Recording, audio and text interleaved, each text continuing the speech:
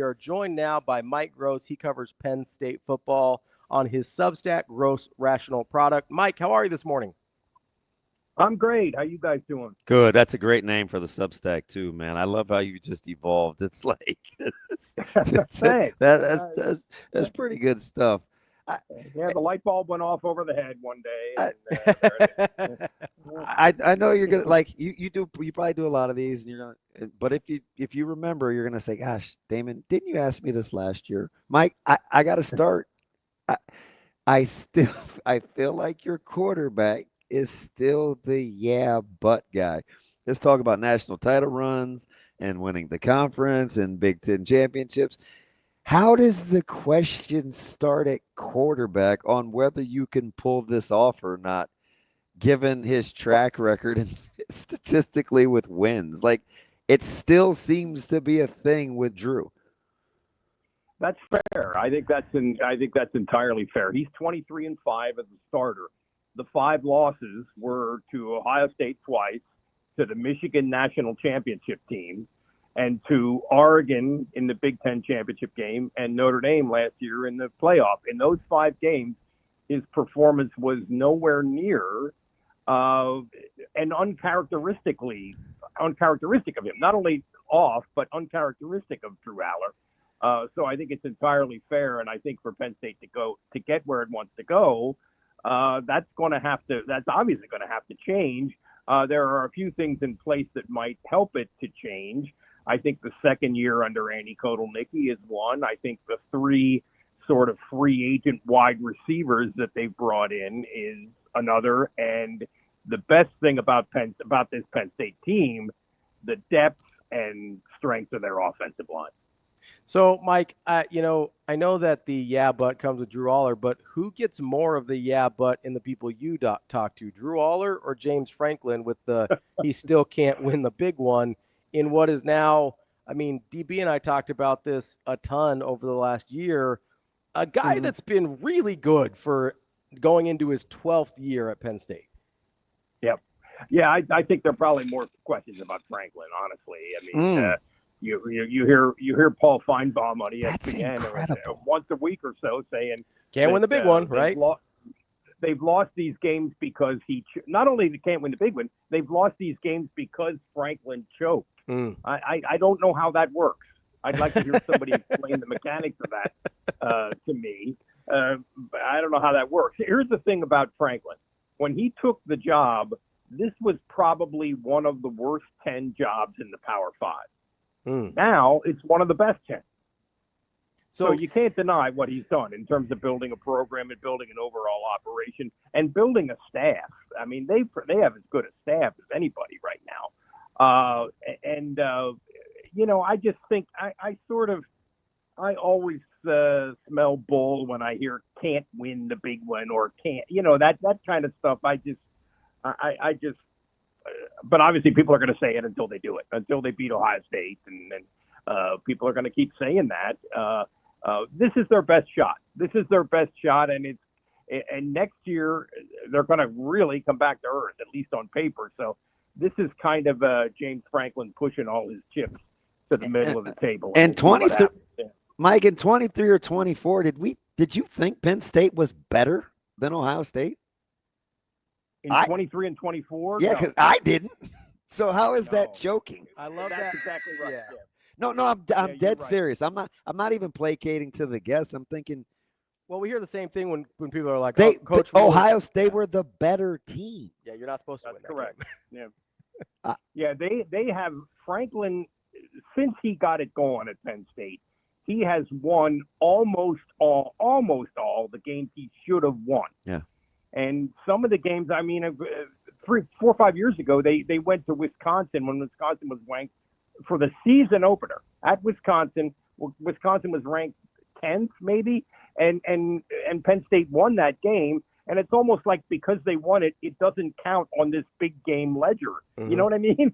For Franklin, it's kind of a strange thing. I would argue that when they had Barkley in 17 and 18, they really could have. That was as close as they've been. They really could have and arguably should have beat Ohio State one or both of those years. And of course, in 16, they had the kind of miraculous block punt Mhm. return for a touchdown thing and did beat them and ended up winning the Big Ten, but not getting to the playoffs.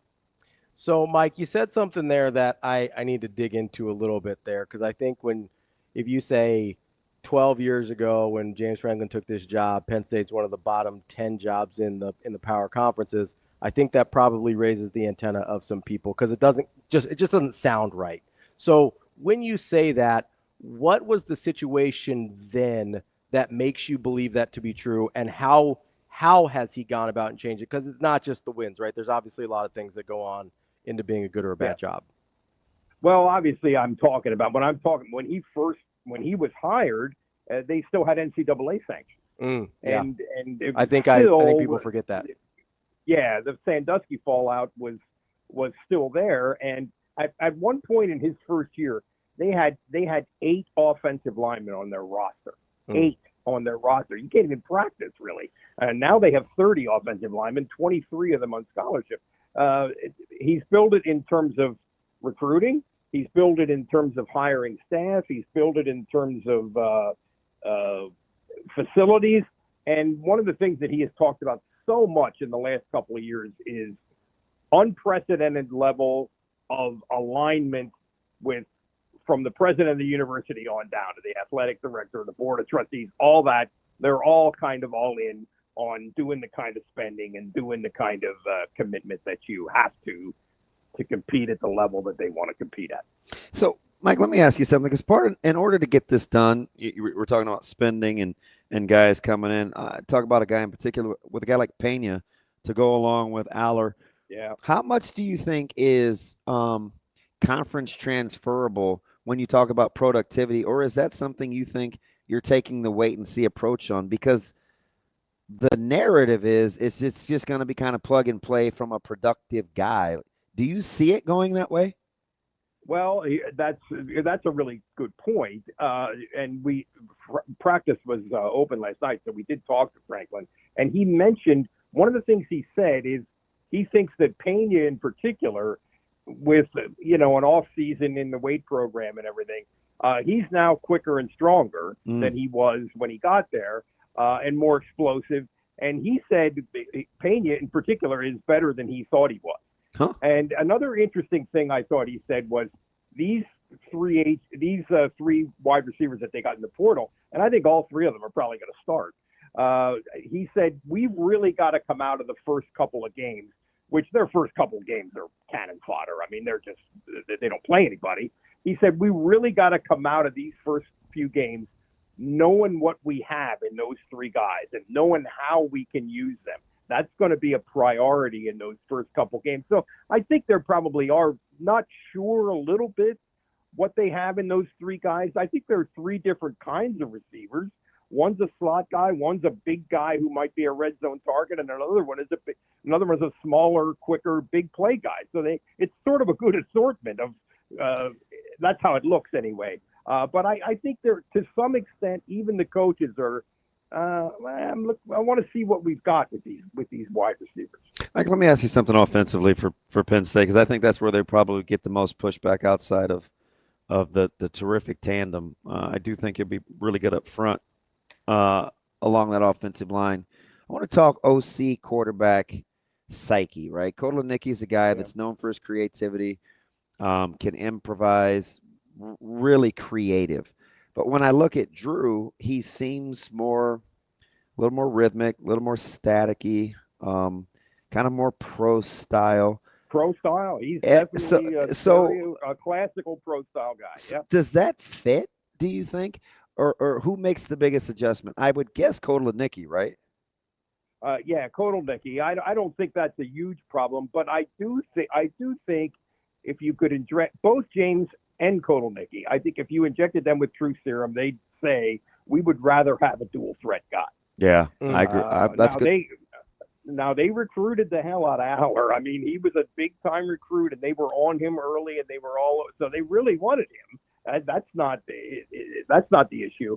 And I think Allar has gotten a little bit more athletic. He has proven to be a reasonably effective runner to extend the play and to if nothing's there, take it up the middle and convert, and even lower his shoulder sometimes and knock people over. I mean, he is 6'5", 235-ish. So that's not. I mean, I think that's. I don't think he's immobile by any means. But is this a perfect fit of philosophy of the coaches and quarterback? Probably not. Yeah. Mike, I keep asking myself this question about Penn State. In order to meet expectations, like, does this team have to win a national title? I guess that's the question in the simplest form. Yeah, I think so. I think this is the first time. That's a tough place to start. I mean, really, right? Like, it's a tough place to start. Yeah, it's crazy. It is crazy. But I do think there is, again, maybe differently than an Ohio State or a Georgia or an Alabama. This is the 1 year that they've been pointing toward in terms of this 2022 recruiting class. The fact that so many guys from that class who could have turned pro did not. Some of them did, but many of them did not. Allar, Singleton, Zane Durant, Denai Dennis-Sutton, et cetera, and also the fact that they really went hard specifically into the transfer portal to address specific needs. I mean, this is really the year. And I mean, if they get to the national championship game and lose 38-35, I mean, people are not going to be calling for Franklin's head or anything. I mean that, let's not go crazy here, but I do think that this is as they are as all in as it is possible to be on this season. Well, the good news is if something goes wrong in that national championship game, you can just pull an Auburn and claim the title anyway. So I think you might be okay there. Yeah, there you go. I'm sure that'll be a relief to the fan base. Yeah. I'll pass that along. I'd like it to go the other way and go back to 1982 with Penn State and Nebraska. We might be having a different conversation. That's just me, though, Mike. Yeah. Right? How about 90? How about 94? Penn State, Nebraska. Yeah, listen. So that one. Not only was I part of that. My first year in Carolina, my quarterback was Kerry Collins, and I can't tell you how many conversations that we had about that 94 season. And he was not a very nice person to talk to, and I was an undrafted rookie free agent, so I pretty much took it. Not a huge Kerry Collins guy when it came to that conversation. Let me ask you something. You talked about the non-con and the schedule. And it's an experienced team, so it may be a non-starter. But is there any concern about the degree of difficulty or how you kind of ramp into this thing as you look at how the schedule breaks down? Well, it's logical to think maybe yes. I mean it's Nevada, and then it's Florida International, and then it's Villanova, and then it's a week off. Yeah. And then Oregon. Now, they have Oregon here at night with the whiteout thing going on. I mean, they're certainly going to be favored in that game unless something crazy happens between now and then. But, yeah, it would be a little bit of a concern. But I mean, they are – Penn State from the AD on down, including James, they seem pretty committed to we just want cannon fodder for our non-conference schedule. We have 9 conference games, and those are the ones we're just, I don't know. They play Syracuse in 27 and 28. But other than that, it's going to be a lot of this kind of thing in the non-conference. Mike, I'd be remiss if I didn't get out of here without asking you a question about Jim Knowles as your defensive coordinator now. Right. How big of a difference are we thinking he makes? Obviously, coming off the great season at Ohio State, you've got one of the most respected defensive coordinators in the game now in Happy Valley. Like it seems like that's sort of not just in this conversation, but nationally flown under the radar a little bit when we're talking about the expectations for Penn State. Well, I'm going to disagree a little bit. I think there are a lot of, I think one of the reasons why they're getting so much hype, even though they have a couple of holes on paper on defense, is because I think there's a perception that well, they got this Jim Knowles guy. He'll figure it out. I think that's what people think, and it will be interesting to see how he. I'll give you an example. They have a couple of guys, Zane Durant at tackle and Denai Dennis Sutton at end on defense, who teams are going to have to game plan for. I mean, they're going to have to locate them. They're going to double them, whatever they do. Now, Knowles, how's he going to react to that? Is he going to have a stunt on one side to free up Dennis Sutton on the other side on 3rd and 7? That kind of stuff. I think that will be really interesting. They have enough athletes on defense that they should be fine, I think. And Knowles is, I mean, he's really like this Yoda type figure. He's the quietest football coach I have ever been around. Yeah. And watching him at practice, he looks like a guy like at an art museum. He's just sort of wandering around and checking his notes and he's really an unusual football coach in terms of his demeanor, which is I'm not saying that's a good or bad thing. It's just interesting. And I am really interested in seeing what he does, because they are going to be different schematically on defense. No question. That's a heck of an observation too, and I bet it's not understated, because if you ask Ohio State fans, one of the things that bugged them the most about Knowles was the contrasting styles between guys like he and again, another guy you're familiar with up in that part of the country is Larry Johnson Sr. And the meshing of the personalities, or the non-meshing of the personalities. So I wouldn't understate that at all, Mike, because I think knowing what you get with Jim Knowles in terms of his personality is absolutely part of the deal. Yeah, but on the other hand, I would say I don't think there's anybody on their staff who is like Larry Johnson. You would know. In relation to Knowles, and of course Larry Johnson was here. I mean, I've spoken to Larry Johnson dozens of times, but so there's not going to be anybody.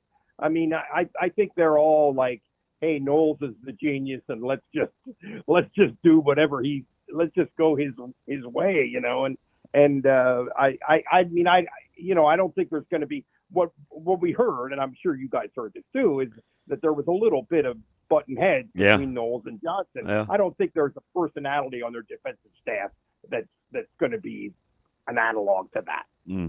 That is Mike Gross. You can follow him and Penn State football on his Substack, The Gross Rational Product. Mike, thank you so much for joining us, and we'll talk to you soon. Appreciate it, fellas. Have a good day. Thank you.